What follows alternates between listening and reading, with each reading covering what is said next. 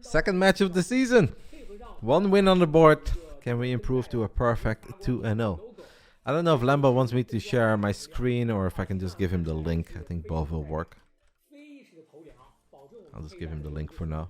Maybe sharing screen is better in case that the streams would go out of sync. But I'm not totally sure how he wants to do it. We'll figure it out.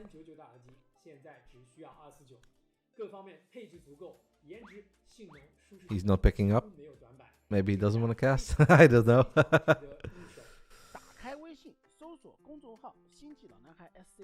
Right now we are just watching some ads on the Chinese stream. So it's PvP into ZVP into ZVT. I have no idea how this is going to play out, but I can see a 4-2 in our favor. Maybe even a 5-1. Can also go into an ace match.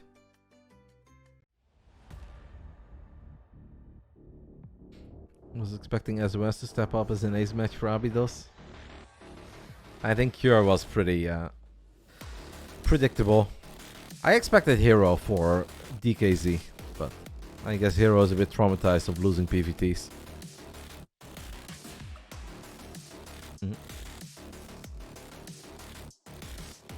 Is Lambo streaming, by the way, guys? Why is he not answering me? Lambo.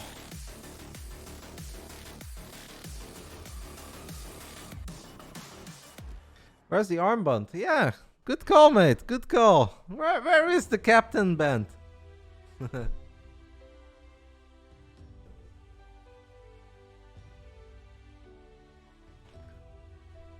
Thank you for reminding me.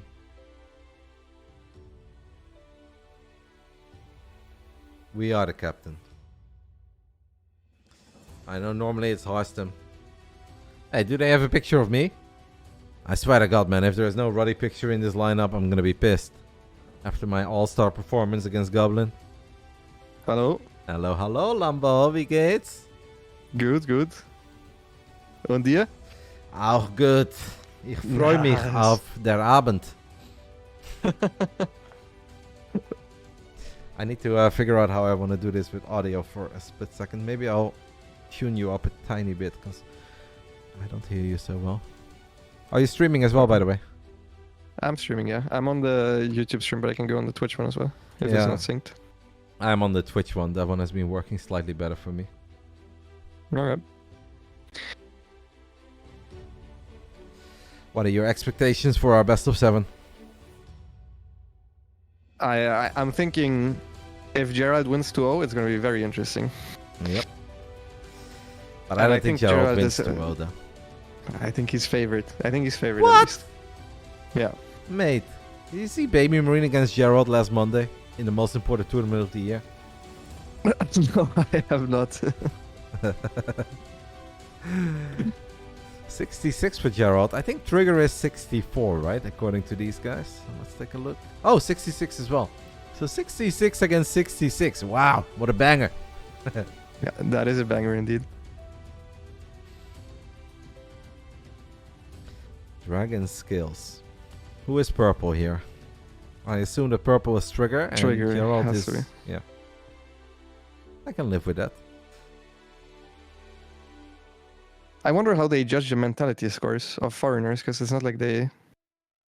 Like, how would I know the... How would a Chinese person know the admin know the mentality of Trigger or Gerald? Maybe they've been studying the streams, man. Both these guys stream.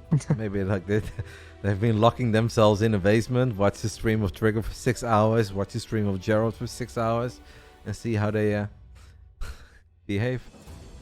Okay, okay.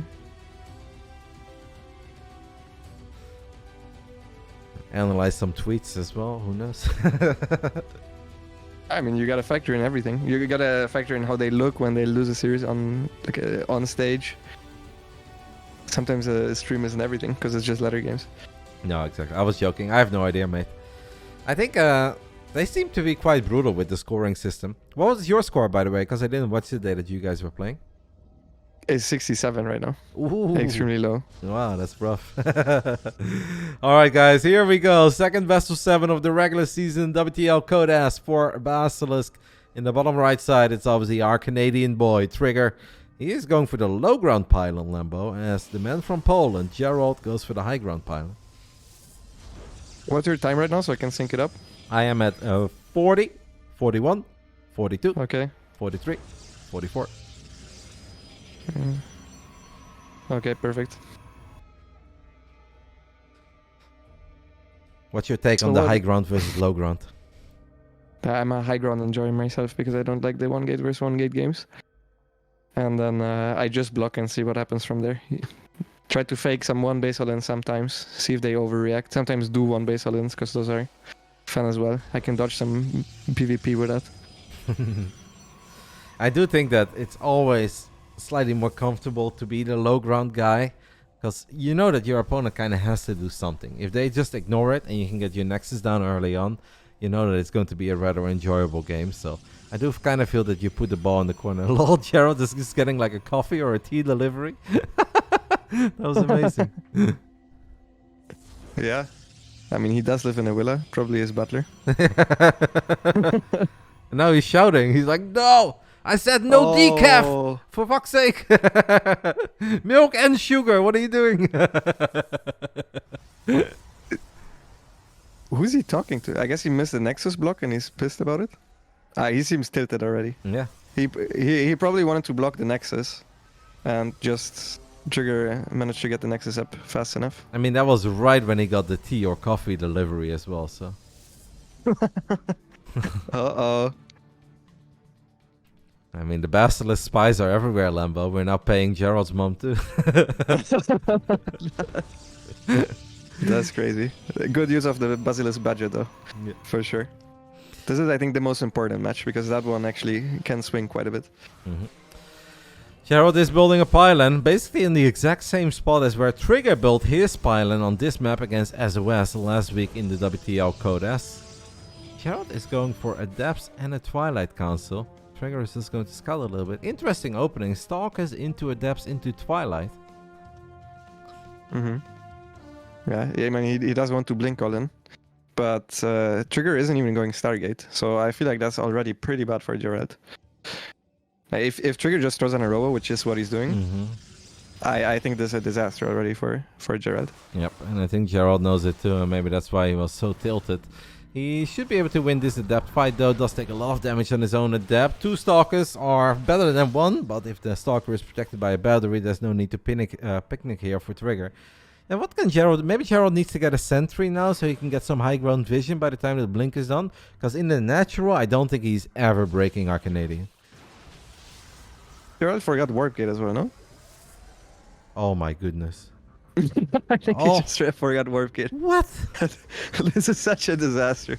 Oh, Oh, the 2 Adepts. well, that's okay, pretty that- big. That's actually That very is big. huge, yeah. And we can't forget that obviously Trigger does not know these things, right? That have gone wrong on the side of Gerald. So we know that it's been a bit of a disaster. Trigger probably thinks that this is now a disaster for him as he loses a lot of mining time. And he's going to end up losing at least 5 probes here by the looks of it. 4 have already gone down. There's number 5. And I think with a bit of micro, Gerald should get number 6. He misfires, but he gets it in the end. Wow. Yeah, that was very good for Gerald and also necessary. I mean, he does have the way earlier blink, so he's going to have map control for a while. And he can try to contain with the 2 extra depths that he just warped in. But definitely not the start he was expecting either way. For Trigger, obviously, it is a little bit scary because he doesn't know for sure what Gerald is doing right now. Mm-hmm. But he's already probing up and he's ahead in workers as well, so... Yeah, I think if Trigger would know the things that we knew about the ultra late warp gate and whatnot, then he would know that this is all still fine. But he's probably fuming a little bit himself that he let those adepts sneak in because he lost 6 more probes than he was supposed to there. And these 2 adepts also get nothing done. He does see that there are no probes in the natural yet, so that should be a very strong indication that Gerald's economy is mediocre at best. And it's still a more than playable game. But I would say it's still an even game right now. Even if Gerald is down a couple workers, he can go for the 4-stalker hit squad into the main base, grab a couple extra workers, recall them home, and then it's anybody's game. Mm-hmm. He's actually going for a safety robo. What do you think that one is necessary at this point? Or I feel like since he probably thinks he's a little bit behind, I thought he would cut that corner. Maybe go straight into charge or just more stalkers. Yeah, I'm not sure. I'm actually not sure what he is intending to do with it. If it's for defensive, okay, as 2 adepts are going to shade into the main base or natural once more. Gerald will cancel the shade. Yeah, I think I'm with you. I can definitely see him just trying to go up to 3 bases and then, yeah, go blink into charge, get a better economy, and then drop the robo. But maybe he's got a special plan in mind with a quick prism or quick observer himself. I have no idea. Yeah, maybe he's also expecting an immortal push at this point. I mean, he did see that there was a robo, no other tech structure, which obviously was defensive at first, but then once Trigger scouts, he can try to go on the counter-offensive. Trigger throwing down Twilight and Forge, so he is setting himself up for the later stages of the game, just with the economic lead, so he should have the bigger army. But Gerald has obviously the map control going for himself with a way earlier blink. Yep. Trigger does have that defensive observer that's making his life a little bit easier, but I don't think he knows yet about the 3rd nexus that have now gone down on the top side of the map. And Gerald is going to have way more gateway units to work with too. I'm starting to like it more for Gerald, despite the fact that so many things went wrong in the early game, and he's still a couple workers behind. And I feel like he just has more potential. Yeah, I wonder if Trigger's just gonna all in, because it's so difficult for him to expand since his blink is so late. Maybe he's just gonna throw down like 6 gateways to try to go with an immortal stalker attack with a very late one. That's a rough loss too, right? Losing an observer like that. Obviously the robot can only build 1 unit at a time. So Trigger losing another rather important unit. And Gerald is just trying to keep Trigger at home, trying to get some value out of the 3rd nexus. And he can now start warping in Zealots for days. Now Zealots are really funny against Stalkers, because sometimes they're fantastic, and sometimes the Stalker ball or the Immortal ball is just too big. And obviously force fields have a lot of potential here too, because it's not like Gerald is going to have anything to break force fields. Yeah. Gerald actually has been probing up super slowly. He has cancelled 2 probes here as well, I think. He keeps not being sure if his opponent is attacking, because he himself is just going 6-gate robo. I think Gerald is kind of hoping that Trigger attacks into him, actually. Because he didn't start a Forge himself. He's just warping in Zealots consistently, and he's even making Immortals, which I don't think he would if it was just a macro follow-up. Instead of just going into earlier icons. Now he's getting the Forge, which is very late.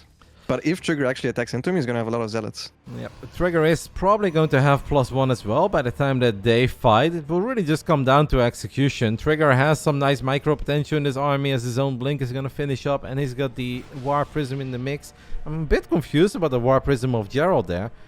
I guess that's just like Trigger sees the army, is like, okay, I don't want to attack into this. And then Gerald says, all right, now it's my turn. Trigger immediately drops Templar Archives, by the way. So it seems that he just wants to get a couple Archons out. And then he will feel that he is fine against the heavy Zealot army of Gerald. Yeah, honestly, if Trigger survives this, I think he's in a good position. Especially if he starts +2, which he does now right away. He's gonna have the better composition overall. Gerald's army is super Zealot heavy. Yeah. And it's not like he's way outmining his opponent, so he's not going to have way higher numbers either. So he's taking a fort base right now. But for now, I like it a little bit better for Trigger. It's like the first time that Gerald actually has a worker lead. It is a minor worker lead. He does have that gateway advantage still. War Prism on the high ground feels very safe. Gerald's Immortal is not quite participating in the fight. Force fields are going to go down. Observer's getting picked off, but that's not that important. I kind of feel that Defender's advantage should always be good enough here. Yeah, for sure. I mean, he can also just kite back to the high ground. Doesn't even need to use the Zealots at first, but he feels confident enough, so he takes down control of his own low ground in between the bases, and now he's sitting pretty. On 3 bases with a similar worker count, ahead in upgrades.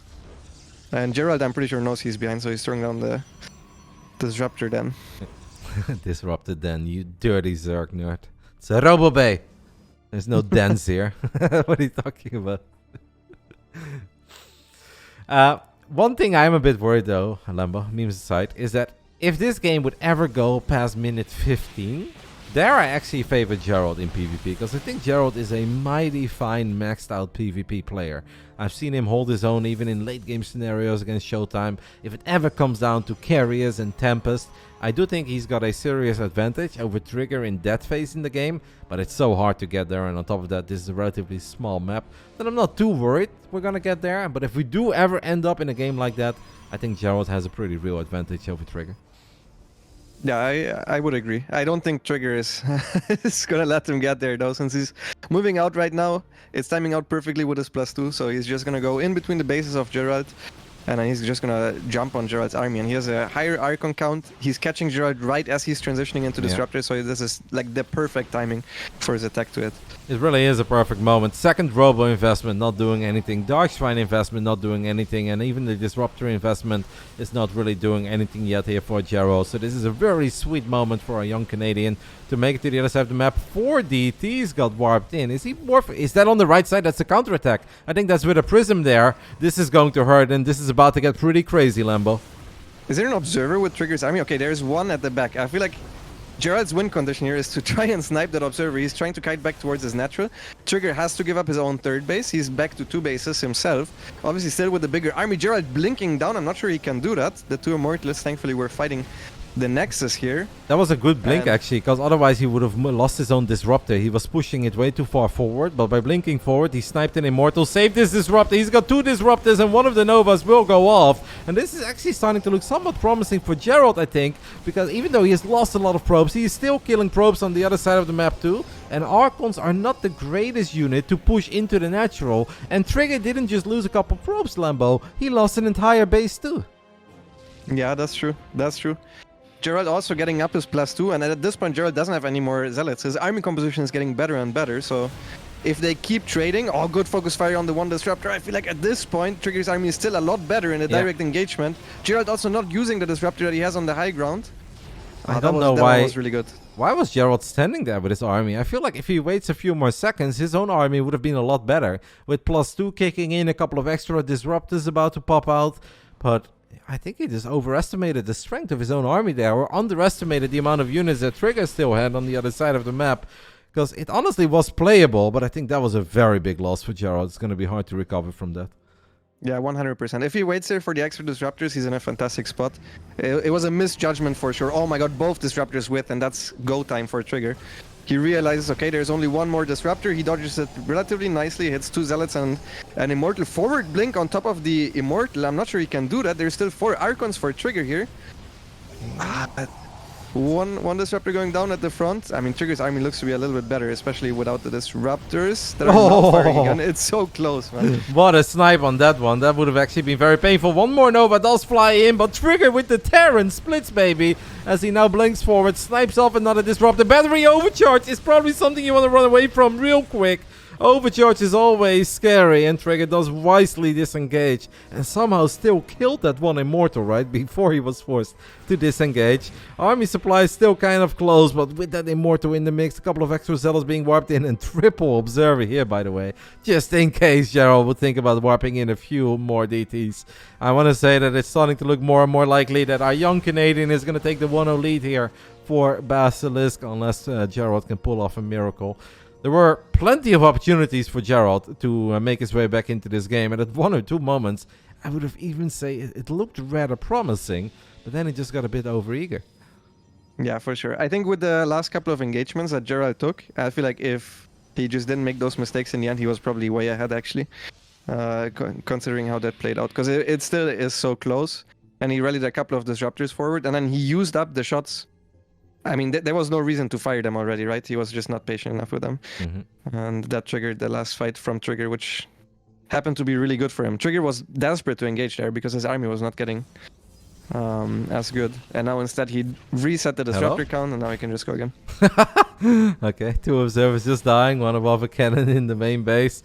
Trigger is ready to close this one out. Does still need to respect the overcharge, right? We've seen it before, where sometimes you think you have enough damage to one-shot an Archon, one-shot an Immortal. If there was ever a fight that I feel like Gerald was still going to win, that's kind of the fight right there next to battery overcharge. There is a Disruptor coming in as well. Trigger needs to make sure that he does not lose 10 Stalkers against those 2 Disruptors. Here comes the first Nova. It's a good Nova, to be honest, on an Archon and an Immortal. The second one will also get the Archon and the Immortal. At least the battery is running out of energy.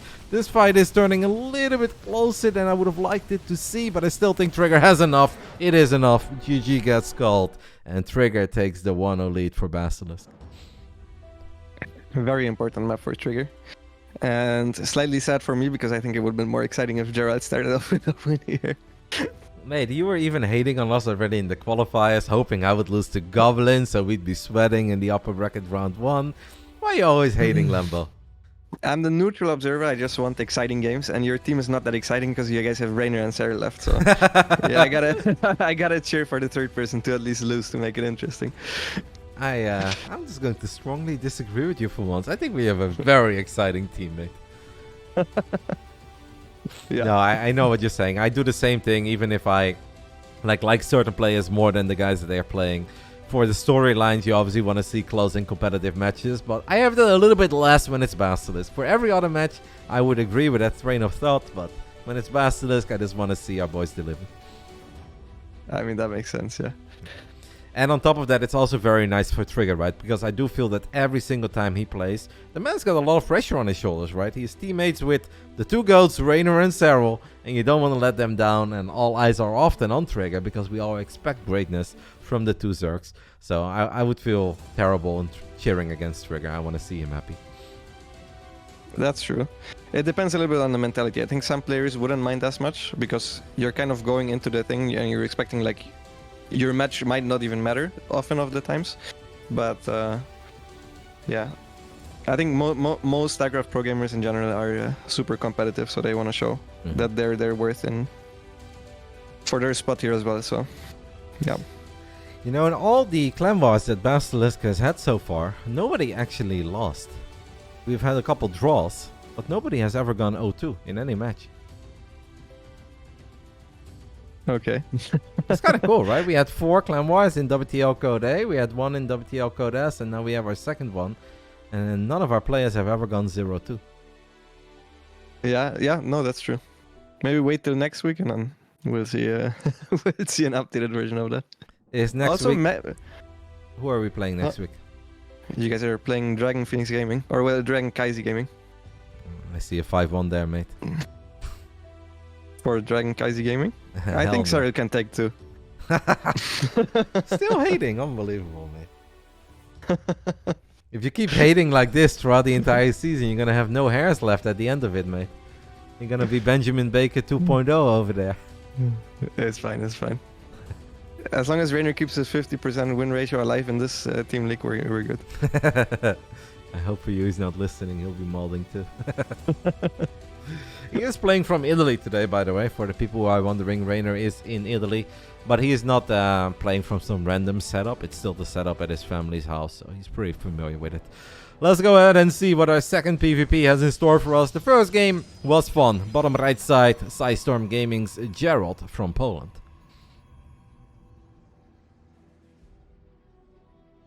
Oh, I thought you were doing your own as well. Top left was Trigger from Basilisk. Yeah, last game we were important first. Last game we were kind of too late to do the intro, so I kind of just rolled through it. But I think normally we should always go 1-on-1. Sure. Sounds good. How's everything, by the way, Lambo? Everything is pretty good. Yeah. I'm getting ready for the ESL season. My results have been horrific compared to my level. Honestly, I think my level of play is fine, but my results were absolutely terrible. So that is the one negative that I want to fix. Other than that, all good. Are we still playing with the new mouse?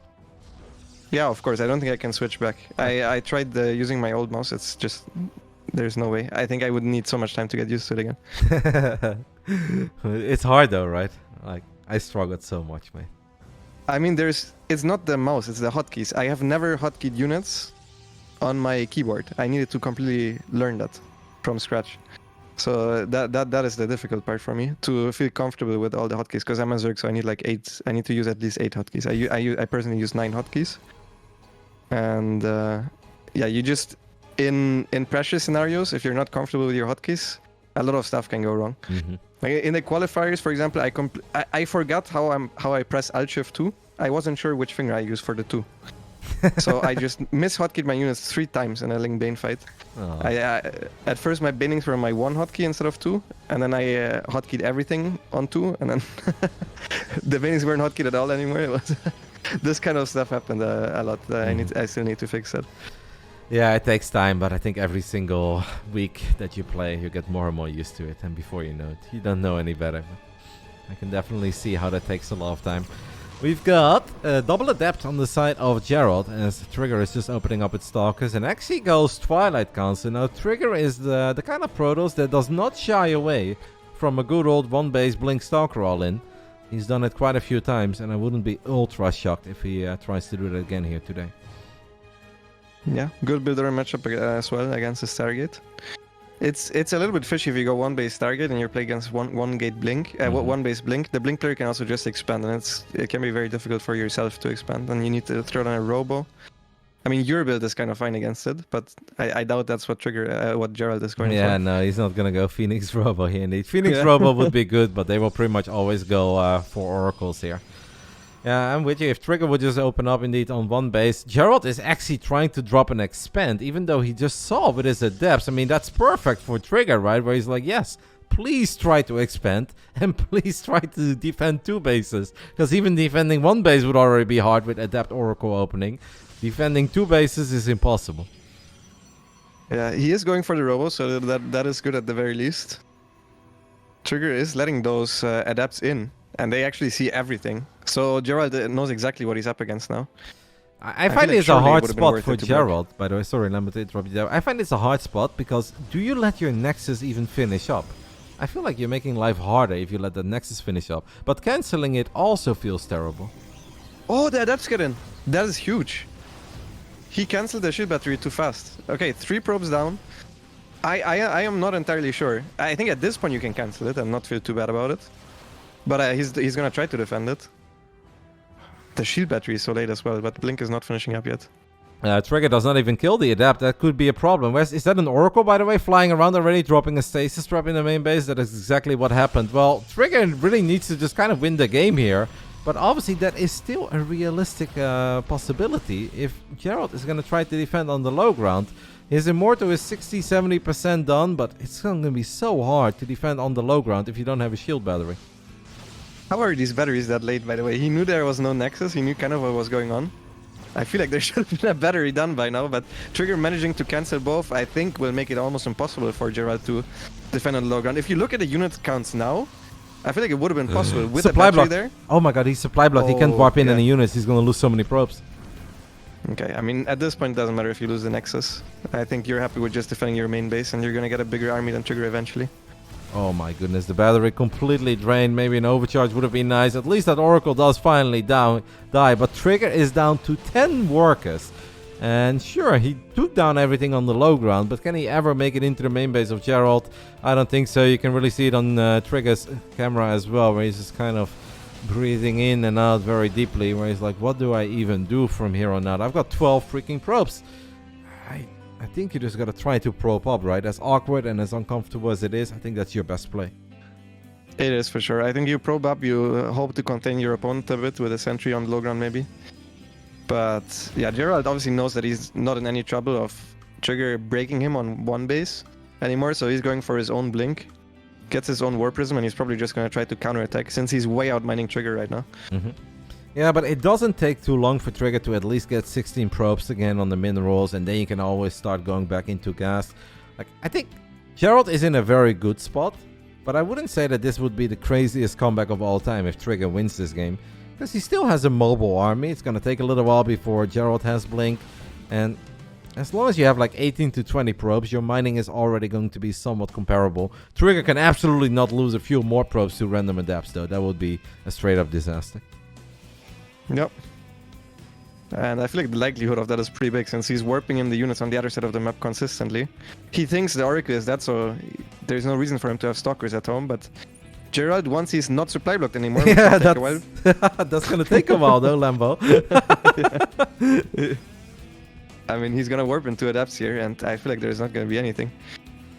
Yeah, it sucks for Gerald that he has to wait so long for that pylon to finish up. He was 55 out of 55 by the time that Prism was ready to warp in adapts. He can now do it, and that's exactly what he's gonna go for. Trigger has no vision of this, so this is definitely going to catch him by surprise. Maybe we can... Oh, he has units. Oh. That's okay, I think. Yeah, that's very good. Trigger is scouting right now with a hallucination, I think, for proxy bases. Probably a tiny bit worried about Dark Shrine as well. Yeah. Because you know that there is a Robo, you know that there is a Twilight. I would definitely be concerned about a Dark Shrine. I mean, he doesn't even have a Nexus himself yet, so Gerald can go to the low ground with the Blink and then maybe ferry and out some Immortals. He definitely has enough to break out at this point. once the Warp Prism is back home, and then he can also expand himself. Whereas Trigger is so uncertain, he's throwing down a Robo. Yeah. I think that's because he knows that if DT show up, it's straight up over, so he kind of has to. Trigger is moving his army out of position. Gerald has now made it into the low ground or down the ramp with all of his Immortals. I want to say that I think Trigger is going to end up losing his little sentry. I'd be surprised if it lives, but for now it is living. You know, it's obviously not looking good for Trigger, but there is a world where, you know, Gerald messes up. In a straight up fight, obviously 4 Immortals will never ever lose, but it is important that Gerald keeps his units together. Oh, yeah. That's... Oh! Well, those units are not together. It's 3 Immortals by themselves. He picks up 1. Now the Warp Prism is here, so Trigger needs to go back. That was pretty decent. Gerald blinking forward. An extra free Stalker. Wow, nice. 1 more Immortal. Yeah. Wow. Super solid play here by Trigger as Gerald blinks forward. Does have that Warp Prism to help out a little bit as well. There's a Robovay going down on the side of the young Canadian. Gerald is expanding. You can see him shaking his head a little bit. He is not happy with the fact how that all went and how he handled and positioned his units there. Lost 2 out of 4 Immortals. Now took a lot of damage on his Warp Prism too. He's still in a fantastic position though. He has a Nexus going up, which is one thing that Trigger does not. And Trigger is just hoping to get up Disruptors, but I mean, he's not gonna kill Gerald at any moment with the Disruptors, so I'm not sure what the plan is there. Probably just expand himself and try to play from behind, I guess.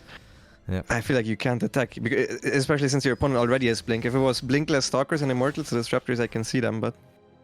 But Trigger does not know that Gerald has expanded, right? Ever since he left, I don't think that Trigger has seen that Nexus go down. So I think he was worried about Gerald trying to end it on 1 base. And maybe he's seeing this right now as 1 base versus 1 base. The moment that Gerald is not pushing the issue, I'm sure that Trigger knows that his opponent has expanded. But I don't think he knows quite far along how far along that Nexus is. And we can see that it's already done. Yeah, 2 Adepts loaded up into the Warp Prism as well. Ready to backstep Trigger once again, and Gerald at this point with a sizable supply lead. I feel like this is one of those games where you can even add Phoenix and charge to close out a game. On the side of Gerald, you mean? Oh, on the side of Gerald, yeah. I mean, he can also just take a 3rd base. I feel like he's under no threat at this point. No, but it is awkward though, right? When you're only on 29 workers for a game that could have been so good for him, that should have been so good for him. Like, it's actually somewhat uncomfortable. Let's see what these Adepts can do. Observer, that would be awesome. Are we going to defend with a Nova? Yes, we are. Whoa, that's clean. I love it. Yeah, Gerald not paying attention. You can always walk into the probes there. Yeah. Or at the very least keep the Warp Prism on top so you can pick them up. I mean, Disruptors can be very good against the heavy Immortal count of Gerald, though. So if Trigger can just get out like 3-4 Disruptors, this really becomes a pretty open game. It's 11 minutes in Lambo, and we are looking at 57 workers combined. Yeah. Sometimes PvP just be that way. I mean, that's why I was talking about the Phoenix, because that obviously enables the Immortals during the fight so much more. Since Immortals in general, they don't scale that well against Disruptors. So if you go charge that Archon Immortal later on together with the Phoenix, you can try to lift up the Disruptors. It is one of the answers. Gerald is throwing on extra gateways and no Forge. So do you think he's going to try to attack? I'm completely lost at this point, mate. Like, the one thing that I would be scared about, by the way, if I was Gerald here, to drop a Stargate. Stargate and Phoenix are pretty expensive, and he's still only on 34 probes. And your opponent already has Blink, though, right? So it's true. Then sometimes you find yourself, ooh, as that Warp Prism almost died, in one of these moments where your Phoenix counters is always so low that the 2 or 3 Phoenix fly forward, they get one-shotted immediately by the Blink stocks of your opponent. Like, if I would have missed the first 5 minutes, or the previous 5 minutes rather, I'd be like, looks pretty doable for Trigger right now with all these Disruptors. It does. Gerald's actually going into his own Disruptors. So I think that I like that even better for Trigger if Trigger expands. Oh, the Immortals from the side. The flanking Immortals, all 4 of them, actually getting a lot of big shots off there. Yeah. It doesn't look like Trigger wants to expand either. He's throwing down an extra gateway too. He's got to work a lead at this point, mate. It's 37 probes against 35. How on earth is that possible? I have no idea. But yeah, I do like it more and more for Trigger, because I feel like the Disruptors versus Immortals is such a favorable matchup for him. Yep, especially if the Disruptor count keeps on going up. Gerald is just trying to get the Immortal flank going once more. It's such a bizarre strategy Gerald is just not in the pro production business today. He's building a lot of shit in both games, but he is not building a lot of workers. And that obviously means he puts himself in a spot where he needs a good fight soon. He feels that this was the fight. A couple of Novas will go forward. Not the best Novas on the side of Trigger, though. Not the best. Was all of his disruptors exposed as well. He's gonna get all 4 immortals, but he's gonna trade all of his disruptors but 1. I still think this fight looks somewhat decent, but just Gerald has a couple too many stalkers here. I feel like Trigger's stalkers also low HP, and Gerald has a second blink here with the War Prism. Yeah. War Prism's carrying 4 stalkers. Maybe Trigger should blink and kill that Prism. I don't know. Obviously, he would have lost a lot of units, but now he lost everything too. And it does seem that Gerald, in the end, gets the fight that he's looking for with the 4 Immortal flank. I have the feeling that Trigger was a bit too eager with the Novas towards the Immortals, right? The Immortals would have lost the fight anyway against the Stalkers. It would have been way better to use the Novas as a zoning tool to keep the Stalkers of Gerald at bay, as GG does get called in the end, and we're all tied up after 2 games, and a little thumbs up from Gerald. He doesn't look happy though. I'm pretty sure he wanted a 2-0 here for his team. PSISTORM obviously a little bit worse than last season, because last season they always had MaxPax special plus Gumiho, which is a little bit better than having only Gerald as a third option. But hey, they've got Epic. Oh, that's true. I forgot about Epic. My bad. Epic is actually underrated in my eyes. Like, I know that he's not going to be favored against like the top Europeans, but if that man plays a lot, Epic is legit good, man. It's a shame that we don't see a lot of him. Alright, it was a draw. Now we're gonna head into the spiciest prediction of the day, Lambo. The big one. I'm thinking this one is gonna be a draw as well. Yeah. Reynor is rock solid with a 50% win ratio and in the team league. I think he's gonna keep that. I want to see Reynor score, man. Maybe they lowered it even more. What is it right now? It was 82. I mean, I'm sitting here on 67. I don't know what to say. I would be happy with 80. Did you see the clip of Serral laughing at Reynor's score? No, I didn't. Okay, so last week after we had an interview, after we played our WTL Codas match, I did a little interview with the BASILISK boys, and at one point we were discussing the scores, and I was like, "Oh, Reynor, you've got an 82, by the way," and Reynor's like, "82?" And then Serral just like started chuckling into the microphone, and he's like, "What are you laughing about?" It was perfect. They don't like the European Zergs. Besides, what does Serral have for a score? Serral is by far and away the highest ranked player. He's 94, I think. Yeah, that's good. I mean, that's accurate. They gave Miku and me both 67. I think Chum has higher rating than Miku and me.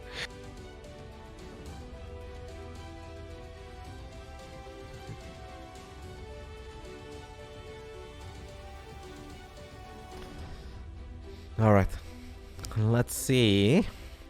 What a beautiful 73. Oh my goodness, Lambo, this is the most outrageous score of all of them. I mean, you have to only look at the hexagon. You don't need to look at the overall score, because the overall score has earnings. Yeah, MaxPax is too new. He's got a 1 in earnings. Yeah.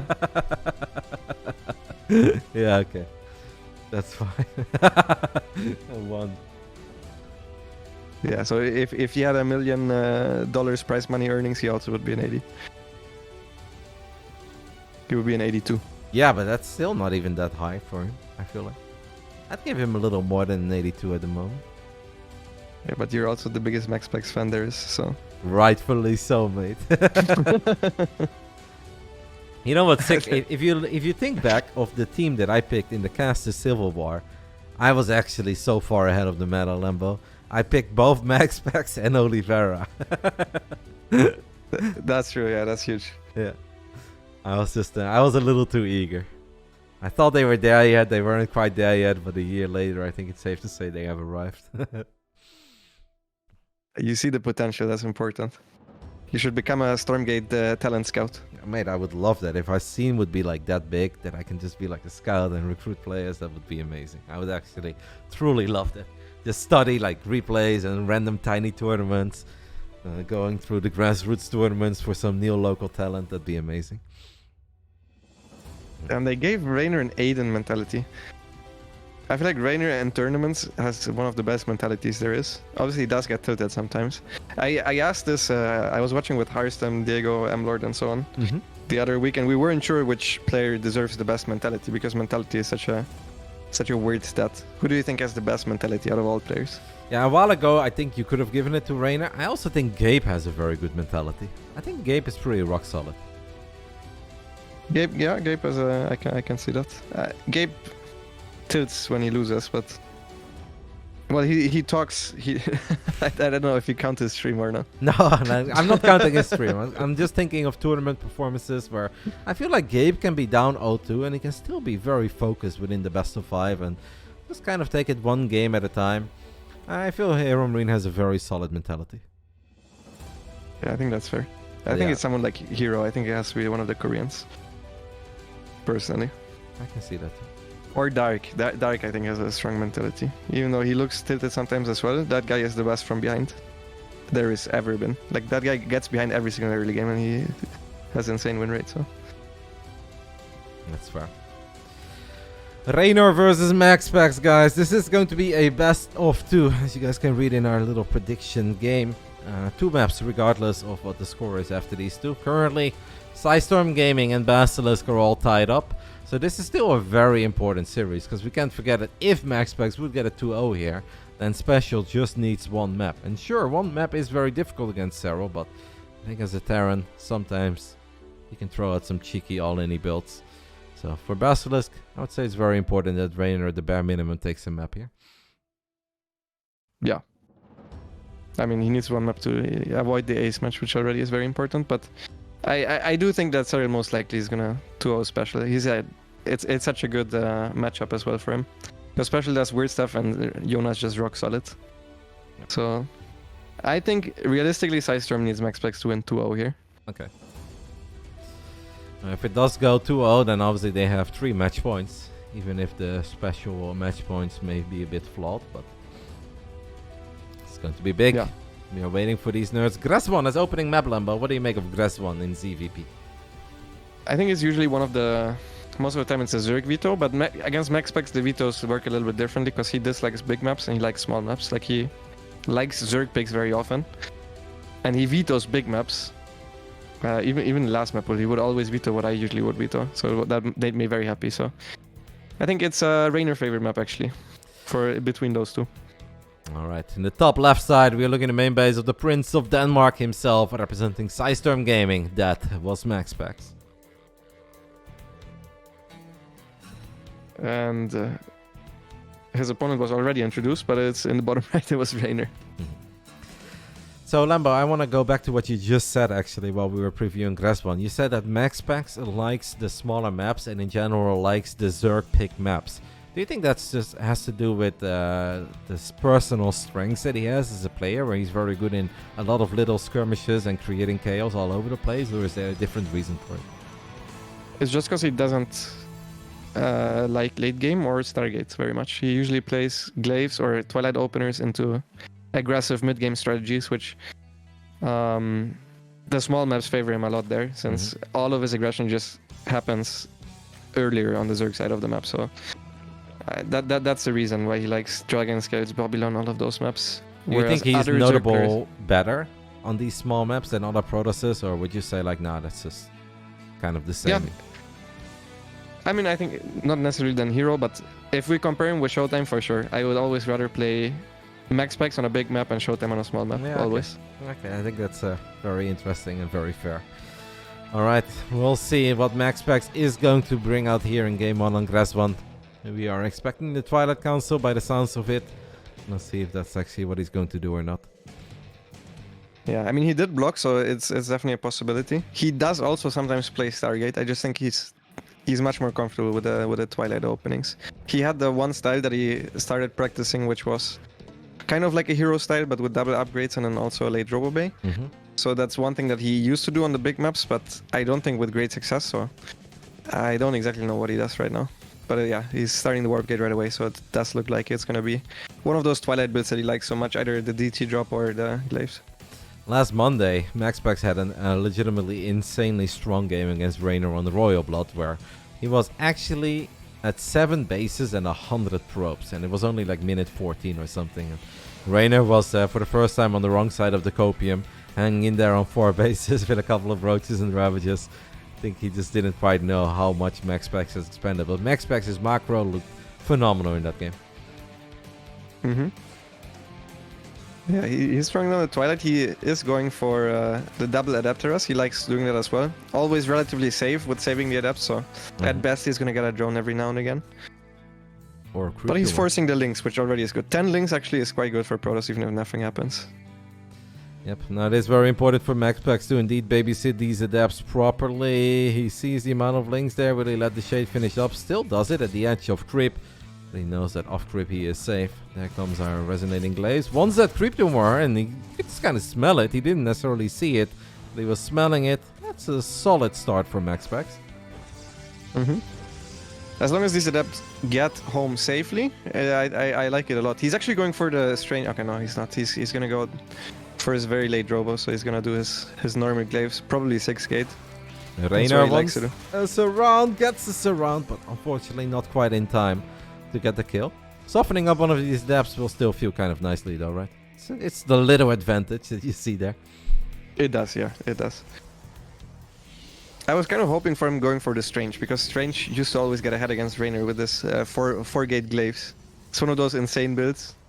Also takes down Yona sometimes when Yona streams. It's the anti-Basilisk Zerg build. The Strange opener. But he's not doing it, he's going for the normal War Prism variation, probably into Robobay. Yep, and then a Sweet Prism follow up with a couple of Disruptors, and we'll take it from there. Yeah, probably. What is the ideal drone count for Reynor? If Reynor right now would know that, okay, it's going to be a bunch of Adepts, it's a War Prism, it will be more Adepts, and the follow-up is probably the Robobay and Speed Prism Disruptors. There is the Robobay already, by the way. Like, can Reynor drone up, or is it all-out units from here on out? He doesn't know the exact gateway count, so against this, he could probably went up to 44 workers, 43, 44, if he doesn't make spores. But 41 is completely fine. Then the only important part is that he needs to realize in time that there is no extra 6-gate adapts, like these 2 extra adapts every single warpin, and then he drones up a little further, and then you can defend the Disruptor at the adapt follow up with like 60-ish drones. It's a decent amount of links on the other side of the map. Reynor trying to shut down an early Nexus of MaxPax, but there is no Nexus yet. For MaxPax, it's all about the Adepts. Reynor is now going slowly but steady back into droning.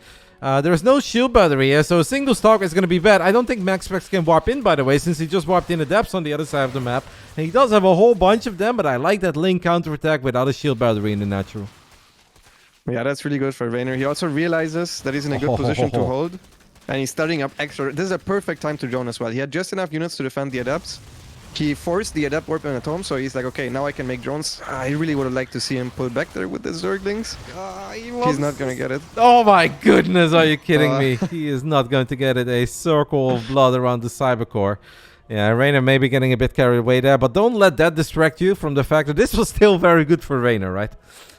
Yeah, absolutely. It was pretty much a perfect defense until he lost those Zerglings on the other side. And it still looks really good. Like, he's going up to the 60 drone count, which I mentioned. So now all he needs to do is have a good engagement against the Adept Disruptor follow-up that will almost always hit. And he's in a fantastic spot. Yeah. MaxPax obviously cannot possibly be happy with this opening, making this many Adapts. Even the 2 Adapts that they split off from the rest of the pack in the natural got denied perfectly by Reynor. There's very clean defensive unit positioning for the Italian Stallion so far. As we are waiting for that War Prism, I guess, to return home to pick up these Disruptors.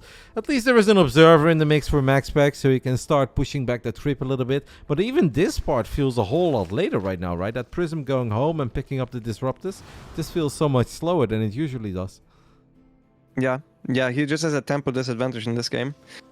He's behind in pretty much everything. He didn't even start a Forge yet. And he's still on only 4 gateways. So yeah, everything is looking good here for Reynor. The MaxPax needs to get good Disruptor shots here. Oh, and he will. This is definitely a good first one, and the second one is quite decent too. Well, I don't think you could have timed that any better, Lambo, as we have a couple of Adepts shading into the triangle base too. MaxPax finally finding a little bit of momentum. Obviously needs a little more to make up for the rough start, but that was a very good 20 seconds for the Prince. Can he get one more drone? Yes, he does. Very solid stuff here by MaxPax. I'm actually surprised he's making Immortals and not other units. He is starting a Forge now, which is pretty late. Oh, let's see what those Disruptors can do. Oh, it's an extra, what, 7 drones going down here. We had 6 drones falling earlier. It's 13 in total now in the end. And things are starting to look better and better for MaxPax. Reynor may have his hands on 4 bases, but that base is not saturated at all. It's not like Reynor has Galtio upgrades right out of Evolution Chambers, as he now morphs 18 Banelings of a very mediocre Zerg economy. That's a big commitment by Reynor. Oh my god, if MaxPax moves out though, he's gonna crush him. He's using up all of his force fields, which is already really bad for him. Reynor doesn't even have any Ravagers with this army. So Reynor is all-inning right now. He needs to kill MaxPax. MaxPax is going to the other side of the map with a Warpism. He needs it back home. Another force field that is pretty much useless. And Shield Battery is out of position as well, so he's running forward right now. He's rolling in with the Banelings. The Immortal is left for itself. Let's see the Disruptors shooting. 3 Roaches with the first shot. Second shot being relatively patient, another 3 Roaches. I feel like Reynor has a little bit too much.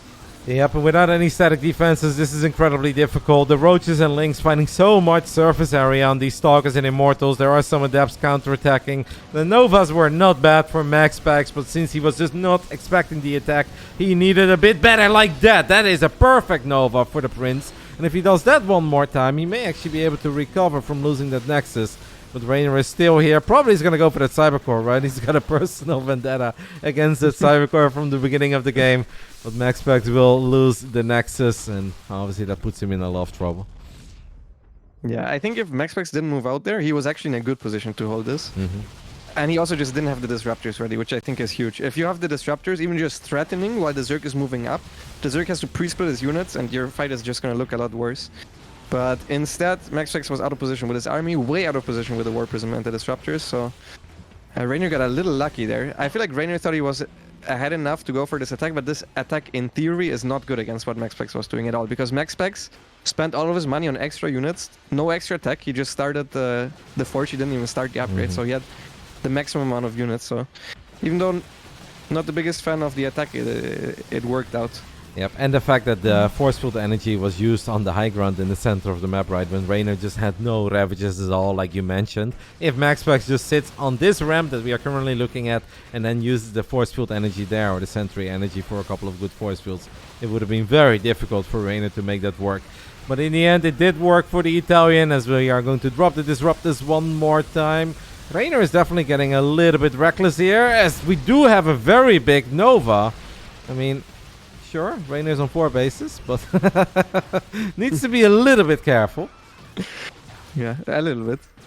Still 1 Disruptor left. He's starting an extra Disruptor. I feel like he should just go across right now and warp in Stalkers with all the money that he has and try to kill Reynor.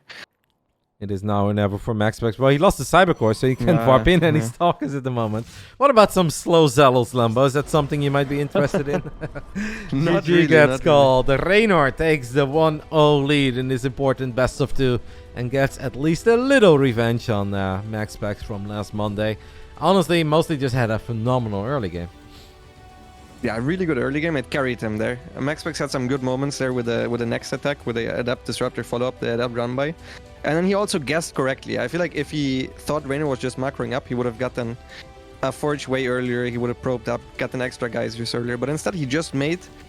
He got out the maximum amount of units that he possibly could. So he wanted to attack himself. If he didn't move out with the attack, I really would have liked it for him. Exactly. I think you kind of summed it up perfectly. Sentries defensively on top of the ramp, a pre-split, and the War Prism with the Disruptors unloaded in position. Don't think Reynor can really get too much done. And that was such a committed attack by Reynor, because he was on 58 runs when he morphed all those Banelings. A bit unfortunate for MaxPax, but nice for Reynor. Nice for Reynor. And that's also nice for Basilisk. Never any doubt, Lambo. any doubt. I mean, you cannot forget that if it does go to the ace match, they still have the big man. It's true. You're gonna take down MaxPax in a PvP? Oh, MaxPax doesn't like playing me in PvP. He said it. He said he'd rather plays me with his Terran than with his Protoss. Yeah. And I actually believe it too. In game 2, will be played on Royal Blood. That is the map where MaxPax honestly got the most convincing map win I've ever seen him take over Reynor last Monday. Just from the very beginning till the very end, MaxPax was playing fantastic. He was all over the place. Perfect game sense, perfect execution. Let's see if he can repeat that performance. Is there anything special about Royal Blood in high-level PvZ, Lambo? It's a map that is kind of choky going into the first 4 bases, so that's why usually Zerg players don't like it. Also, the bases are relatively far apart, so it makes defending glaives harder. All in all, it has like everything that makes a map good for MaxPax. It's a short map, good for glaives, easy to defend the bases later on, which is also important. So, yeah, I don't like it as much. Is there something that Reynor can do different than in that previous game, or will it just all come down to once more having a very clean first 5-6 minutes and take it from there? Yeah, I think that's pretty much about it. I think he's gonna try to get a good early game, and then he's probably gonna try to kill MaxPax again. All right, let's see what Royal Blood has in store for us. Top right side, the Prince of Denmark, representing PSISTORM Gaming. It's MaxPax. And his opponent in the bottom left, representing Basilisk, it's Reynor. Playing the games from Italy with the Italian internet that some people are talking about. But he may not have perfect ping like he does from the Netherlands, but obviously the ping should be totally fine. It's not like he's streaming, and that's probably the reason why he's not using his camera either. Especially because he's playing against MaxPax, who obviously doesn't use camera. He would probably like, hey, if he doesn't use camera, I don't want to use camera either. I've got bad internet from home. And I guess the WTL admins let him get away with it. Yeah. If you have a good reason, you can just not activate your camera. But you need a reason. Now they added the rule as well that it is mandatory to have a webcam and put it on. Just not for MaxPax. Does bad hair day qualify? That should not qualify, but I mean... If that would qualify, I think Reynor could use it every day with his current haircut. I'm joking. It's just banter. That's gonna get clipped. It's okay, he knows.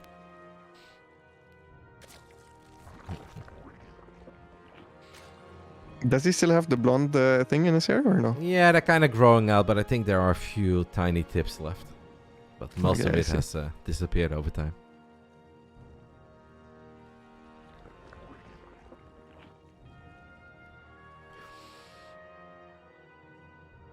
Do you feel like there is something that MaxPax could truly do different? Do you think that you can randomly sneak in a shield battery, for instance? Because I think we can all go back to that link counterattack on the Stalker and the Cybercore, where if MaxPax would have had a shield battery there, he wouldn't even have to look at that, right? His life would be very easy and he can just totally focus on the offense. Is that something you could randomly implement as a Protoss at this level?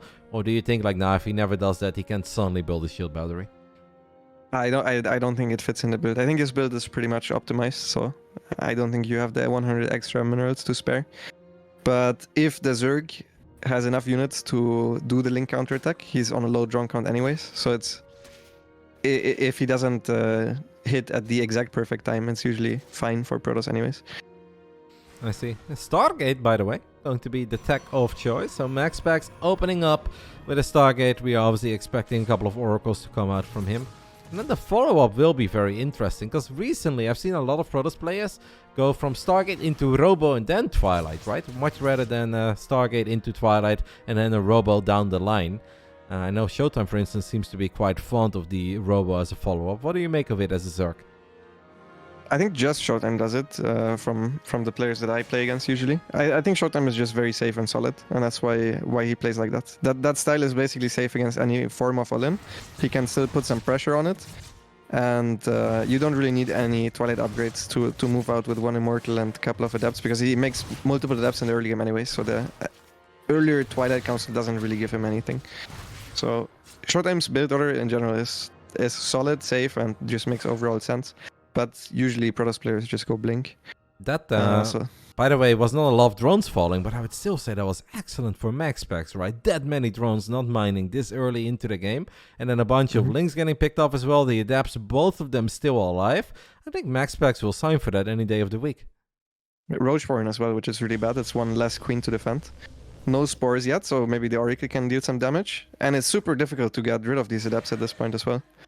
I know you like to use Adapts like this sometimes as well. It's But they're basically impossible to kill together with the Oracle. Yep, now the Oracle is going to show up. There is no Spore Crawler here. At least there is creep connecting the second to the third base. One drone, good save by Reynor, by the way. He had like 0.2 seconds to morph that drone into a Spore Crawler. That's when you know the detailing kit is feeling it, but the Spore Crawler is not quite done yet in the main base. So as great as the drone save was in the natural, he ends up losing 4 adepts into the third base, I believe. But Reynor is kind of over that. No Spore Crawler here yet either, though. This is just MaxPax popping off on Royal Blood once more, Lambo. Yeah, great early game aggression from him. I feel like if he microed it, it could have even been 1 or 2 more drones, but he's already so far ahead. It's not even necessary, and he just continuously produces more Oracles. Here's the Twilight and Forge. Warping in 2 extra adepts, what are the chances he just sends those over as well? It's this beautiful unit rotation right from MaxPax into the third, into the main, into the natural, back to the fourth base for a split second. And it's always 2 or 3 problems. And with the positioning of the Oracle, it's so easy for him to strike the natural and then the main base. And Reynor technically had the right amount of units to defend. They were just a little bit out of position. It opened the floodgates. Reynor definitely in all sorts of trouble here in game 2. But it is still Reynor. We all know that he's capable of making a strong comeback as he's going for a +1 melee here. Yeah, definitely the best thing he can do from behind. It's the best build order matchup possible is +1 melee with a super late lair. Just trying to use all of his minerals right now for drones to come back into the game. I like that decision making. Double Oracle shows up. One of the Oracles takes a lot of damage as there is still 1 Oracle remaining. MaxPax showing a lot of activity here with his target units. Will he finally end up losing an Oracle though? Queen from the low ground? Nope, not even that. All 3 Oracles live. Follow-up going to be Blinkstalkers +1 on the way. And there is that second Forge that you alluded to in our previous game. Mm-hmm. Yeah, I think he's going to play very similar to what you explained to me as well. I think he's just going to try to expand a lot. Play double Forge and try to play for the later stages of the game while still being active with the Stalker Force. I think his Forge base is a little bit late for my taste. He's even going Robo before because he likes to get the Robo Bay follow-up. I think it's a little overly safe. I think it's better to get the Forge base earlier, but he's in such a good position that he can pretty much do whatever he wants in the order that he wants. Reynor is making a lot of extra links now, clearly respecting the army move out. There are a couple of units of Reynor heading towards the natural of MaxPax too. Love to see if there's a unit in on hold position there or not. MaxPax knows about the hatchery that's going up at 9 o'clock as he drops the revelation and gets 2 Cryptomans. I really miss Envision, by the way, Lambo. Do you ever think about that? I don't, but they had that instead of Revelation, right? Yeah. Yeah, I would rather have them have Envision. Revelation feels very annoying to play against. They also had Entombed once upon a time. That was very cool. That was when they put the mineral patches. They blocked them. Mm-hmm. Yeah. That was amazing, mate. Well, that was my little peak moment of 12 years of this video game. I froze every single mineral patch besides one. All the drones clumped up on the last mining mineral patch, and then I storm dropped it. Oh, I remember the clip. Yeah, I do remember it. Good times. Alright, Hive Tech on the way now for Reynor, which is obviously still pretty quick considering how this early game has went. He's got +2 melee on the way. We're working on bailing speed too, as he's just kind of trying to stabilize on these 4 bases and soon 5. These adepts don't get anything done. So Reynor honestly doing a pretty good job in the last 2 minutes, just not giving any openings to MaxPax. Mm-hmm. Yeah, still the supply is not looking too good for him. I wonder what he's going to do with the Hive. I guess just Adrenal for now. I think the best for him would be to just go Ling into Lurker. Okay, that is what he's going to do. Because I was wondering what he was going to do with the Hive. I think Ling into Lurker is the best thing that he can do at this point. Because you can survive and you're kind of skipping on the extra geysers. You don't need them. He is morphing in Billings now, which he needs to survive against Zealots. But other than that, I mean, I like how Reynor is playing the game. Just the early game was so bad that it's still looking bad for him. Yeah, I think given the start that we had, Reynor can be very proud of his performance. MaxPax did sneak in the shield battery there, by the way. Obviously, it dropped it a bit later than what I was suggesting, but I think it makes sense to have a battery in a game that's going this well, as there are still some stasis traps, but the Bailings do not get stuck in the stasis trap. MaxPax is forced to use a recall, but still ends up losing more than a handful of Stalkers. Amazing fight for Reynor. In return, MaxPax does get a hatchery kill with a couple of Zealots and 6 o'clock, but that was a pretty sweet engagement in the center of the map for Reynor. Absolutely. The Oracles also were out of energy, and they activated, I feel like, with just 25 energy, so they're at 0 energy right now, trying to replenish, and he's going into Storm, which is so good for Reynor because he's gonna have the time to get up the lurkers, and then he's up against Stalker, High Templar, which is like the two worst units. Well, the High Templar is not really, but Stalker, High Templar is not a good composition against lurkers if they ever get into position. Reynor still running around with a whole bunch of links on the right side of the map. The Oracles will activate Pulsar Beam once more, but you already said it. They don't have too much energy. There are a couple Zealots though in the natural of Reynor, and that's obviously great news for MaxPax. Banelings have +2. The Banelings will one-shot all these probes. MaxPax ends up losing probably over 20 workers here. We're looking at 17 at the moment. It's 18. I thought the final Banelings were going to connect to 18 probes though is obviously very sweet, and for the first time in like 5 minutes, Reynor takes a little worker lead over MaxPax.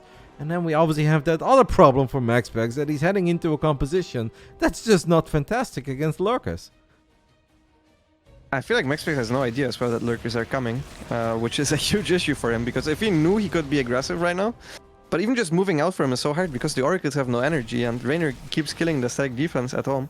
With the fantastically upgraded Zerglings, they have +2 melee and they do have Adrenal, so yeah, it's looking better and better for Reynor here. The doors are still open. Those cannons not quite done yet. Nice storm though, at least from one of these High Templars, and that is a decent amount of links falling. Wrong way to evacuate for those Zerglings through the Protoss meat grinder. So MaxPax taking much better fights this time around, but still needs to respect the lurker threat that is imminent. Reynor has taken the gold, by the way, as well. Do you see that in the top left from the wrong side? That's kind of cool. Yeah, well, he's also mining from the wrong side, as I can see from that's not cool. So he needs to fix that one. Yeah, I saw the drones taking a random route, but he has fixed that. It's actually pretty sweet by Reynor. I like that as well. I mean, if Reynor ever gets across the map to the other side of the map, I think he's in a good spot. But if MaxPax is on the map with his army, even split up, I don't think Reynor can engage into it. If he has Stalkers and Storm on both sides, I don't think you can jump on this army from Reynor. And Reynor is not upgrading his units further. I'm pretty sure Reynor wants to attack at some point in the near future. Reynor has seismic spines and he's getting a couple of good shots up. Does not quite have the adaptive challenge yet. That's a very early overcharge, but that battery was a bit too exposed. There are a few Zealots in the main base. The Lynx obviously have some potential. MaxPax is going for the lurkers. He feels that they are exposed enough. It's important that he doesn't kill his observer, and he doesn't. That is an absolutely amazing moment for MaxPax to go for it. And look at that lurker den, by the way. It's wide open. I mean, all hell broke loose here. We have Zealots attacking that gold base. The lurker den got picked off before adaptive talents even got researched. Yeah, Reynor counterattacked with a couple too many units there, left the lurkers by themselves, and at this point he can't engage this army. Like, you can try to run on top of this with a couple of lurkers that you have, but how are Zerglings ever going to engage this? There's so many storms here. He's trying now, he's burrowing forward the lurkers, he's trying to come from the other side in as well, but this is so ineffective, and MaxPax is training fantastically. He has such a huge bank, he has sick upgrades finishing, his 4 bases are untouched, and I feel like these are the final dying moments of the man on Copium. Yep, War Prism still in the mix there as well. Archons are going to turn around, fight these lurkers, and just like that, after 12 minutes and 35 seconds, Game 2 of the second best of 2 belongs to the Prince. Reynor and MaxPax will draw. That's something that you predicted, something that I said I would have gone for as well, and I think a lot of people in the chat probably voted for that too. And that means we're all tied up between PSISTORM and Basilisk, because we're getting ready for our final best of 2. That will be the great Iona Sotala. Wow, look at this prediction, by the way. I don't know if you have my stream open, but 35% thought Reynor was going to win, 32% MaxPax, and 33% draw. That's incredibly even. I've rarely seen that. I like it. That's actually pretty funny. Yeah, you gotta consider that I think draw is always the most likely when two evenish players play each other, because A, there's a chance for either to win the first and or then the second map. And then B, you have losers pick in this, so you always get to play your favorite map without a veto. So I think draw is always a little bit more likely when two evenly matched players face up against each other. I mean, Reynor had his moments there in that second game. Obviously, he had just a bad start. MaxPax just got the best of Reynor in the early game with the adapt movement, the beautiful Oracle rotations, and got a lot of economics damage done. At that point, it becomes almost an unplayable game for the Zerg, but I think Reynor had a very strong mid-game, great fight in the center of the map, and had a couple great counterattacks. Just got a bit carried away towards the end, and I think you said it perfectly, Lambo. He had too much confidence in those 6 lurkers, right? Where it's like, I've got 6 lurkers, MaxPax will never attack into this, and I'm splitting up my army left, right, and center. And then MaxPax just jumped on top of them, which, if that didn't happen, we would have probably still been casting a very close game right now on Royal Blood. Yeah, most likely. It probably would have even been good for Reynor, because he would have had to recall to defend the Zerglings. Instead, Reynor needed to run back, trying to defend for his life. It didn't work. Oh, special as the 69 score. That's amazing. Okay, now I'm believing in one map. You're believing in one map, and that would obviously mean that we would get an ace match. I am a little bit conflicted here, because from indeed the neutral StarCraft 2 fan, an ace match would be fantastic. Could very well be Serral versus MaxPax, and I think we'd all get very hyped over that. On the other hand, it would also just be great to see Serral do Serral things and close it out and give us a 2-0 start in the regular season. I guess we're always winners here, unless special 2-0 Serral. But even then, I have to admit, as a fan, I do think that would be an absolutely amazing result as a fan of the game. But also the least likely of all the scenarios. I'm thinking as a fan, I want to see a 1-1 here, to be honest. Serral versus MaxPax on Babylon on one of MaxPax's maps. Yeah, that'd be sick. And I mean, you're a MaxPax simp yourself. I know you want to watch an extra MaxPax game here. Deep inside. It'd be exciting, for sure. Like, obviously, I want Basilisk to win. It's only regular season, right? In the playoffs, it'd be like, no, I don't want excitement. I just want to see wins. But in the regular season, I wouldn't mind an ace match. Anyway, top right side of Altitude. We are looking at the main base of the Mexican Terran player. It is Juanito. Special. And his opponent, bottom left, for Basilisk, it's Jonas Hotala, aka Serral. The man has been on an absolute rampage ever since IEM Katowice. You know, he's lost one series since Katowice. I did not know that. Yeah. Who did he lose to? To Clem or what? Yeah, it was a 4-3 versus Clem in the PSISTORM tournament. Speaking of Piggy, by the way, what do you think of our main event tonight, Lambo? What's your main event? It is Pig versus Cats.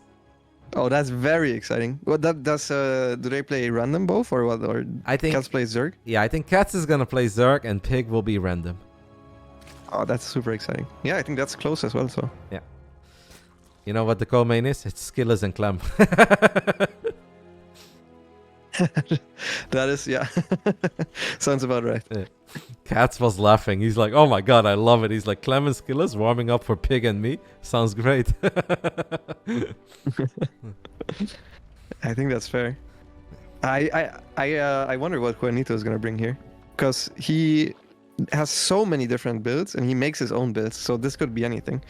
Like he can come up here with a 2-starport battlecruiser. Could also be 2-on-1 into 2-starport battlecruiser. Could also be just the greediest mech build we've ever seen, or some random all-in. That's what I like when I watch the special games. It's just Jonas somehow always scouted and somehow always is safe against everything, which makes this a good matchup for him. Yeah, Serral has said a couple of times that he's not that fond of playing ZVT on Altitude, which I was really surprised by. I thought he was joking and memeing at first, but he was actually that serious. He said, "No, I like the green map much better." So I wonder, how do you experience that? Do you love this map or do you also prefer Ancient? I mean, Altitude is way better. If I have a loser's pick, I'm gonna pick Altitude, but I feel more comfortable on Ancient because I played the map more often. It was the same when Pride of Altaris was in the map. It was the best map for Zerg, I think, ever. Mm-hmm. But I lost every single tournament game I played on it because I just have zero practice on it. And if you're on a new map, I don't even know where I'm looking sometimes when I'm looking at my, like where I'm spreading creep. I have no clue where I am with the camera. Everything is weird. Doesn't feel comfortable. So I think I have legit 0%. I went like 0-3 on Pride against Terrans. And something similar I can also see with Altitude, except for I play that one a little bit more often, but it's just practice and how comfortable you feel, I think. There is one ZVT of you on Pride of Altaris that I remember very well. Yeah, I know. That is a great example for how I can't play on that map. Legendary game against Diego, guys, in the cast of Civil War. It was a fun one, at least for me, because I was cheering for Diego on that day. Still love you though, mate. You know it. It's okay. I just made it exciting. We still won it in the end, so I had trust in Bunny to carry us. That one, actually, I was in a team league with Serral as my teammate, but he wasn't our main carry. It was actually Bunny. I think Yona lost to a bunch of players. He lost to Hero, he lost to Skillus, he lost to someone else, I think, as well. And Bunny literally didn't lose to anyone till the very grand finals. Fusion Core, you already mentioned the battle cruisers in the beginning of the game.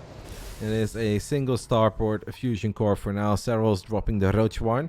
Can you make anything out of the opening that Serral has gone for so far, or is all of this very standard?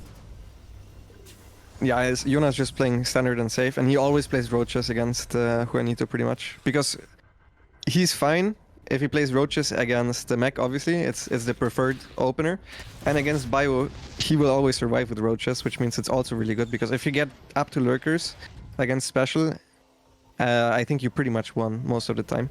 Because he's not very good in late game against lurkers in particular, so... it makes a lot of sense. I think that's why Serral versus Special is always so one-sided. Because you literally can always go roaches. Yeah, I definitely remember quite a few games where Serral just landed massive fungals, and it does feel that if Serral ever gets his hands on the spellcasters, he just seems to be on a whole nother level compared to his opponent. Maybe Special's got a feisty build up his sleeve though, where it's like 1 or 2 BCs followed up with a very strong bio timing. Special does think outside of the box, has a lot of unique follow-ups, and sometimes even if you are as good as Serral and your game sense is that incredibly good, it can be hard to figure out what that Mexican Terran is cooking up. Yeah, absolutely, yeah. He is the most unpredictable Terran. I know there was a versatility score in Katowice. I thought it was a bit of a joke that he didn't have a high score there. Special that is. Because I think he should have had maximum score there. Couple of links running around for Serral, just keeping an eye on what Juanito is doing. That first BC will come out in give or take 5 seconds, and probably going to jump it into the main, right? Or maybe between the main and the natural, behind the main. Yeah, he's gonna go 2 BCs into bio, which is super uncommon because your first bio push is gonna be so late. And Jonas is just gonna... Oh, he's actually making the Spire. That's bad for Serral. Because you think Special will only make 2 battle cruises here and then he will stop? Yeah, it has to be. But it also has to be too because he's investing into Yamato. I've seen him play this build as well against a laser, I think, in the qualifier. He also played it against me in the Kung Fu Cup a couple days ago. So it's just this, and then he tries to YOLO with bio, pretty much. That game against the laser on Grass one, by the way, did you see that? Yeah, I did. What was that? I don't know. Couple of links running around here for Serral as they get on top of the SCV. Seems like a single SCV building the depot will get picked off. Serral is, I think, trying to gain some more information. He's trying to see what the follow-up is. I think Special's doing a pretty good job in not showing too much, right? It's like the same Marines that he had on the low ground earlier. And Serral is now forced, I think, to send an Overseer into the main base. The Observer is not showing it to us, but I think Serral just got a pretty perfect scout off of the main base. There we go.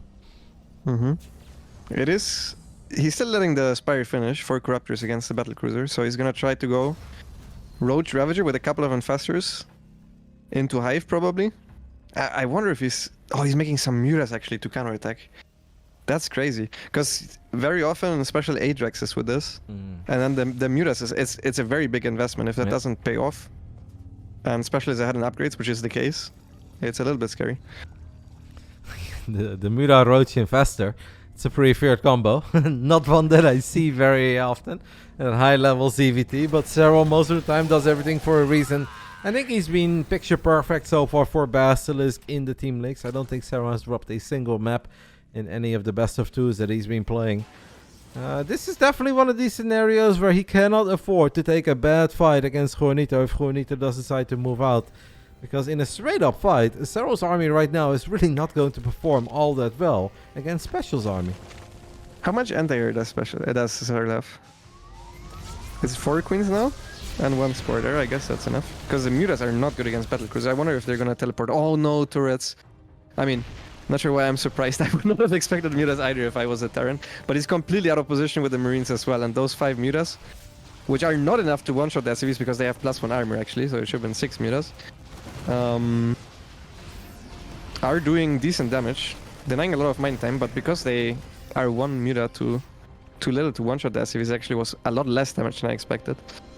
Yeah, it wasn't too bad. Special jumping the BCs home immediately. He was actually supply blocked for a split second, so he couldn't produce any Marines, but yeah, I think in the end 5 SCV is really not that big of a deal. Obviously for Serral it's just all about buying some time. As we can see, the Hive tech finishing up. Lurk It then has been planted down as well. Serral is moving out now. I do feel like if these armies fight off creep, I feel like Special should pretty much always get a great fight, unless the fungals just connect in the biggest possible way. Yeah, absolutely. I think Serral just needs to survive to lurkers. it's like the best late game ZVT player against one of the players that really doesn't like playing bio late game. So, but Special didn't even start moving out yet. Like Special has to attack. There's no way around that. But I feel like by the time he's gonna attack, there's already gonna be lurkers. Tactical jump is on cooldown after we saw the BCs teleport home to deal with the Muras. Why do we only look at one BC? Don't tell me he lost the other one. That'd be kind of crazy. Probably to Fangel plus buy. It is a good combo. Snoot knows all about it. He's the OG. Yeah. Yeah, when they would hold back the units or entirely, and also you could Fangel from being burrowed, that was quite wild. But 2 extra factors. He's gonna try to play mass tank against the lurkers. Does he have +1 on the tanks? I don't think he does, right? No, I don't think so. That armory finished up not too long ago and I did not see an upgrade. Oh. DC shows up once more, just kind of trying to keep Serral busy. Like, in a weird way, I don't hate it all that much right now for Special. I feel that Special has the potential to get a great fight. Of course, the longer the game goes, the more dire it gets, and maybe Serral can get some Vipers. But this is a Terran army that you absolutely have to respect, as the battlecruiser just teleports on top of the Zerg army, does die immediately. There are a few lurkers to buy some time. Serral's actually gonna run into this Terran army as the tanks were on siege. Reinforcements are arriving. It's kind of a close fight, but in the end it does seem that Serral has enough. Maybe needs to disengage, but he does reset the tank count, and that's important. He is reinforcing with unupgraded Zerglings, so I mean they do have their carapace upgrades. But he doesn't have that many tech units left over, so it was somewhat okay this fight. But yeah, I mean as long as he survives, once again it is good for him. Because especially does not have a ghost transition, and he doesn't like playing ghost either. He's just gonna try to mass siege tanks. And then he hopes to overpower the amount of times you can abduct. Is I think the theory behind this playstyle. He's trying to make liberators and a lot of tanks, and then you can't abduct every single unit, but I feel like that usually doesn't work. It's very good if the Zerg is top one. It's like, I like 2 Vipers in the late game, you know? And then it's like, okay, there's so much, but Serral is not that kind of Zerg where he's only going to make 2 Vipers. If he sees that you don't have any ghosts, he's going to end up making 5, 6, 7 Vipers. And then you're just a sitting duck. All of your units are going to get abducted one by one. I thought there was some potential in that fight there for Special. It was a bit chaotic, and sometimes it's really hard to see how many lurkers are exactly left. Kind of a weird fight, but in the end, obviously good enough for Serral, as he's now still able to max out.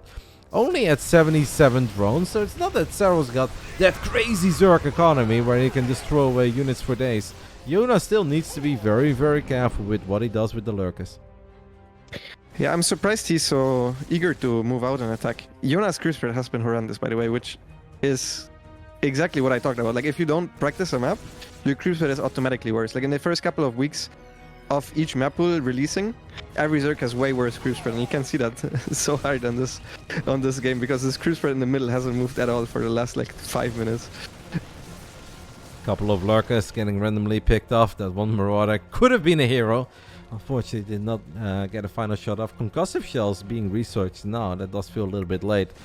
Special managed to sneak a couple of Marines into the main base of Serral. Got 2 drones. Gets a Queen as well. Pulls a lot of units out of position. What's our Viper count? That for me is really the most important thing. I was joking. Oh, what is happening here as the bio units are all by themselves? Tanks will siege up in the end. That could have been a disaster for Special. With only 2 Vipers, this could get kind of dicey. Yeah, it could. He also didn't start abducting right away. And he's even using 1 parasitic bomb on the medevacs, which gets microed back very nicely. I feel like he has to evacuate the gold base, maybe at the very least. Because Special can kill those drones from the low ground. Serral being a little bit slow here. He's going to lose all of the drones at the gold base.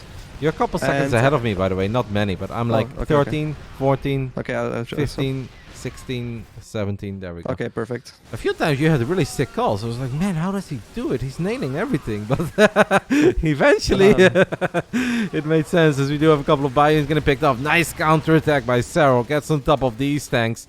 One more tank was about to come out as the scan goes down. The tank target fire is all over the place, dealing a lot of friendly fire there as well. And in the end, Special is going to get pushed back. And that's obviously a problem for our Mexican Terran. Yeah, his work account's still looking good. The extra CCs are coming down. But there just aren't any ghosts, and you need ghosts against this type of Zerg army. I don't know what to tell you, but now that Serral is on the other side of the map, sieged up, I'm not sure how Special is gonna engage into this army, and I feel like the answer is probably he's gonna not engage into it whatsoever. Although there is no Vipers, so What about the Liberator sieging on top of these? There is a drop on the other side of the map, but Special will tap out. Actually, only down 22 supply there. I know that the Lurkers were completely destroying the entire base, but would have been awesome to see that Liberator at least turn around, because I didn't really see any anti-air there on the side of Serral. But in the end, even though maybe he was a bit out of his comfort zone, since altitude is not his favorite map, or at least not the map that he plays all day, every day, a convincing 1-0 lead for Serral, which puts us at match point, Lambo. It does, it does. But we still have one very exciting map left, which is going to be the map pick of Special. So the map where he thinks he has the best chance to take one map off of Yuna. So definitely everything's still possible. So we are looking at Babylon or Gresswan probably, right? But I would say Babylon. Babylon, I think maybe Royal Blood. Dragon Skills, actually. Dragon Skills is not the worst either, obviously. A Royal Blood would really surprise me. I don't think that would ever be the case. I think Babylon or Dragon Skills. His Dragon Skills, okay. Yeah, I personally like Royal Blood the least.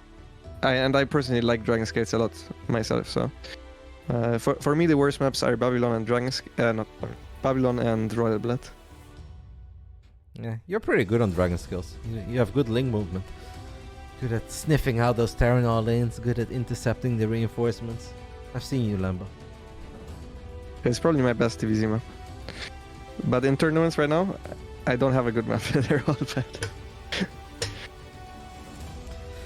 Do you play tomorrow in the WTL?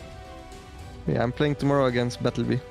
Ooh, Battle Booty. You know he's playing tonight as well in the BASILISK Big Brain Bout. I did not know that, no. He's playing tonight against Shutdown.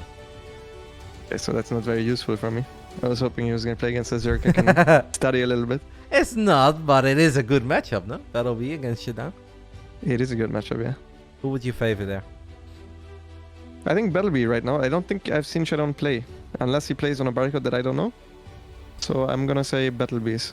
You know, the funny thing is about Shutdown is that he can be somewhat invisible, but then he pretty much always takes a map of Clem. Like, I don't know how he does it, but somehow Shutdown has found the magic recipe of getting a map win against Clem in best of threes. But in the top left side, guys, we're looking at the main base of our Mexican Terran representing PSISTORM Gaming. That was Special.